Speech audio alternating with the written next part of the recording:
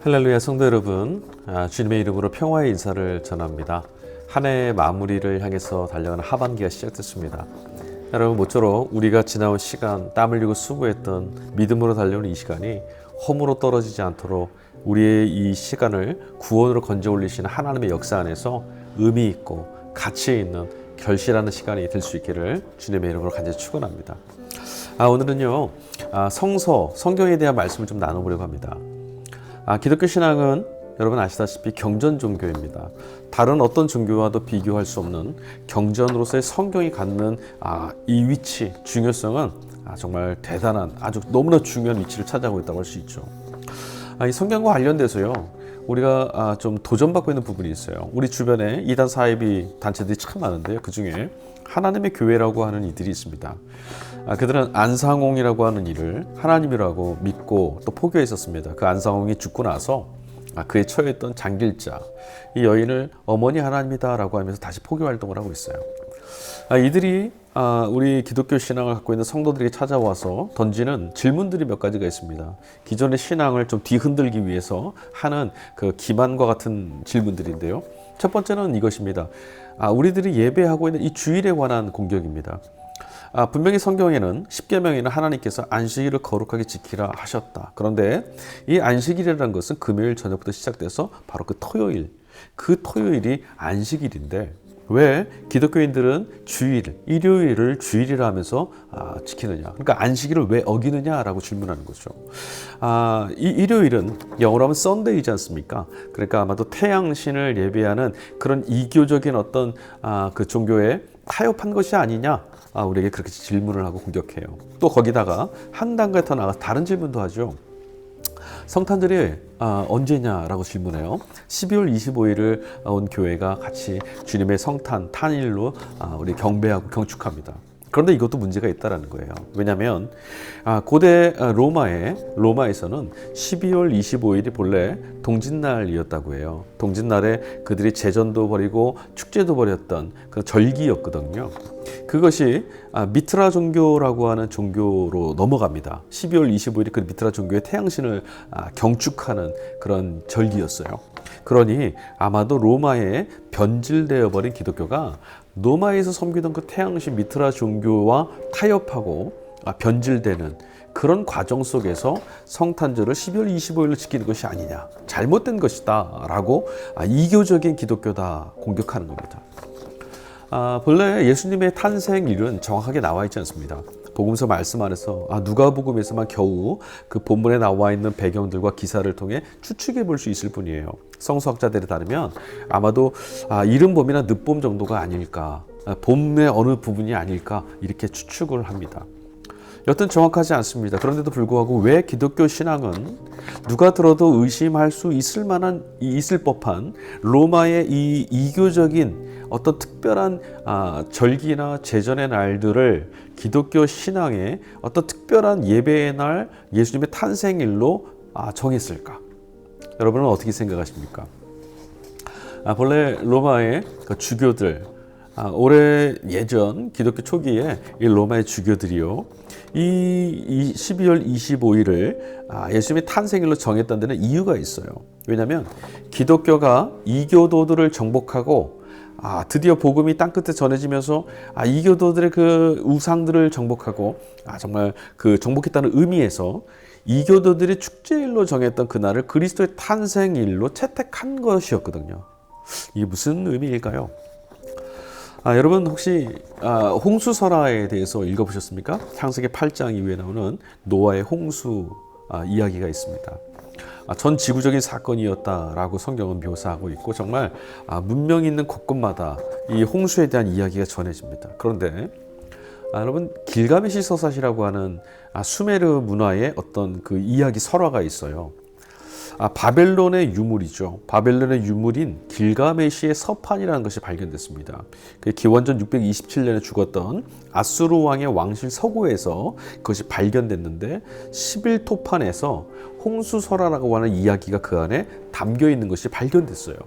제가 그 대목을 좀 읽어 드릴게요. 신들은 회의를 하여서 홍수를 일으켜 인류를 심판하기로 했다. 그러나 우트나피시팀에게 네모 상자 모양의 배를 만들어 살아있는 모든 생명체의 씨앗을 그 속에 실으라고 했다. 우트나피시팀과 그 가족 일행이 동물들과 안전한 배 위에 타자 폭풍이 일어나기 시작했다. 오랫동안 계속된 폭풍이 끝났을 때 거의 모든 인간은 죽어서 흙이 되었다. 배가 산에 정박했을 때 우트나피시팀은 먼저 비둘기를 날려보냈는데 비둘기는 배로 돌아왔다. 그 다음에 날려보낸 제비도 되돌아왔다. 마지막으로 날려보낸 까마귀는 돌아오지 않았다. 여러분, 창세기 8장에 등장하고 있는 홍수 이야기와 너무나 흡사하죠? 예, 구성도 똑같습니다. 다만 까마귀와 비둘기의 역할이 바뀌어 있다는 것 말고는 거의 동일한 구조, 동일한 내용으로 이루어져 있죠. 그래서 많은 사람들이 기독교 신앙 밖에 있는 이들이 기독교 신앙, 우리 성경에 대한 이야기를 공격합니다. 바벨론의 이 문명을 베낀 것이다, 또 표절한 것이다, 아류다, 이렇게 짜집기 한 그런 종교다, 경전이다, 이렇게 비난을 합니다. 그들의 주장이 한편으로 일리가 있어 보이기도 해요. 왜냐하면 이 바벨론의 주류였던 이 수메르인들, 그들이요 역사상 인류 최초로 문자를 만들었던 민족으로 알려져 있거든요. 그래서 고고학자들은요 역사가 수메르인들에 의해서 시작되었다고 말할 정도입니다. 그러니 성서가 기록됐던 시기보다 분명히 길가메시 서사지가 기록되던 수메르 문명의 이 문화가 더 앞서 있다는 거죠. 기록상으로. 그러니 먼저 있던 것을 뒤에 것이 필사하고 베끼는 것이 당연하니까 아마도 성경이 정말 그 수메르 문명의 것을 그대로 묘사하고 본딴 아류다라고 말하는 것, 일견 타당한 것처럼 들리기도 합니다. 여러분은 어떻게 생각하십니까? 여러분, 우리가 성경의 말씀을 이해하는데 꼭 필요한 관점이 있어요.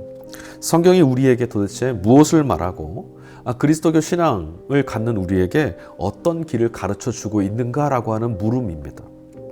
성경은요 일반 다른 책들과 좀 다릅니다.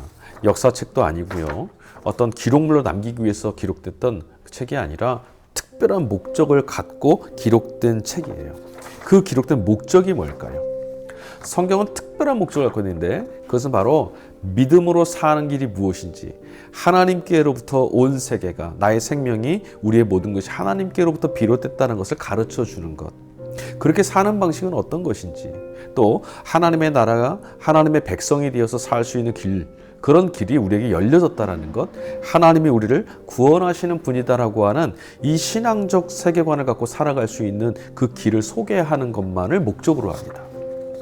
여러분, 성경은요 우리에게 어떤 것이 팩트냐 아니냐, 또는 어떤 역사가 어떤 것보다 앞서느냐 아니냐, 고증학적으로 고고학적으로 어떤 것이 사실이냐 아니냐, 이걸 전달하는 게 목적으로 하지 않아요.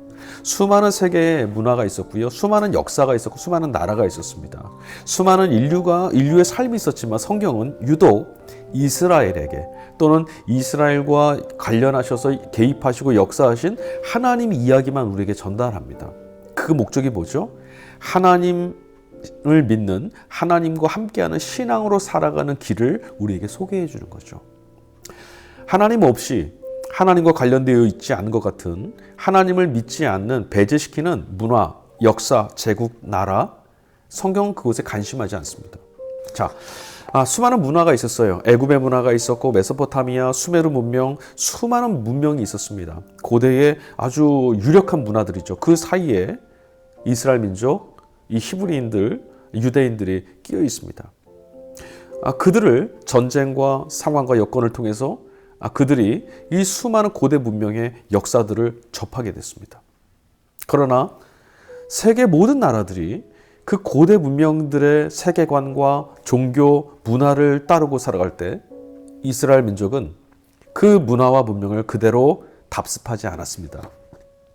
그들은 특별한 눈을 가지고, 특별한 안경을 가지고 세계에 돌아가는 모든 것들을 다시 재해석했습니다.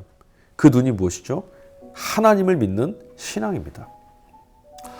홍수에 관해서, 자연재해에 관해서, 역사에 관해서, 세계에 관해서, 기원에 관해서, 창조에 관해서 이야기하는 수많은 다른 문화, 다른 이교적인 신앙 안에서 이스라엘 백성들은 하나의 해석을 하게 됐어요.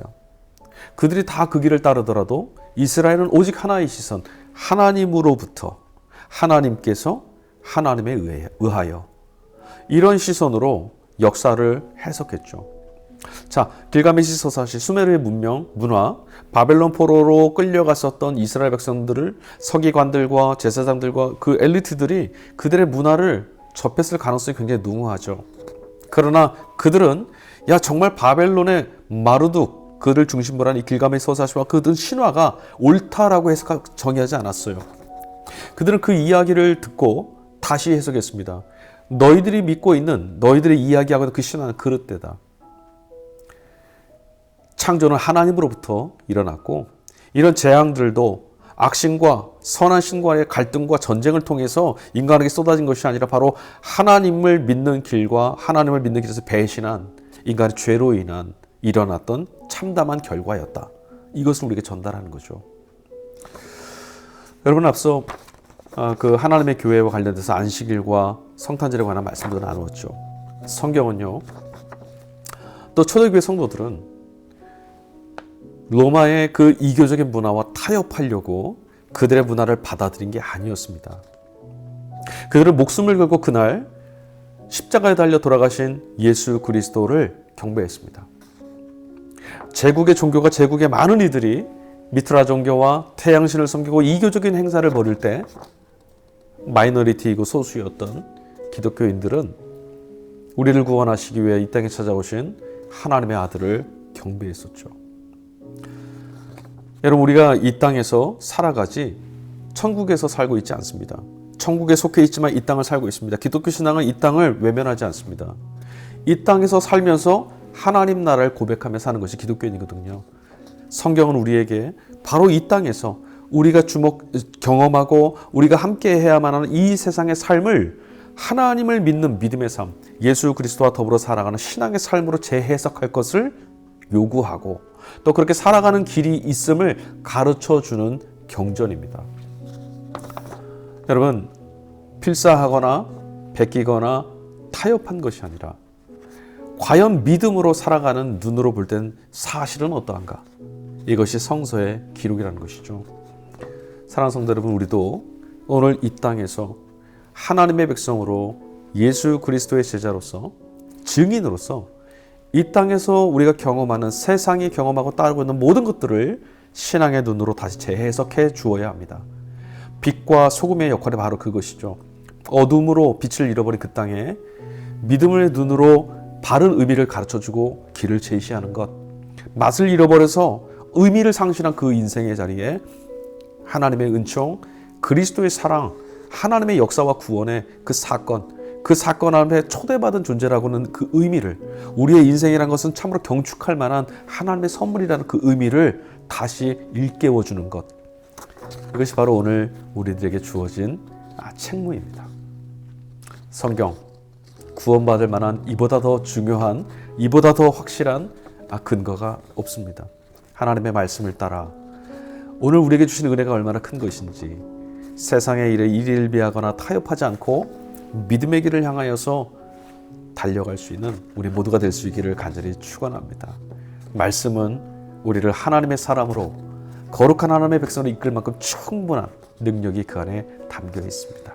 하나님의 말씀에 초대에 응답하시며 이 가을을 풍성한 말씀의 결실을 기르어 올리는 계절로 보내실 수 있기를 주님의 이름으로 간절히 축원합니다. 다음 시간에 다시 뵙겠습니다. 감사합니다.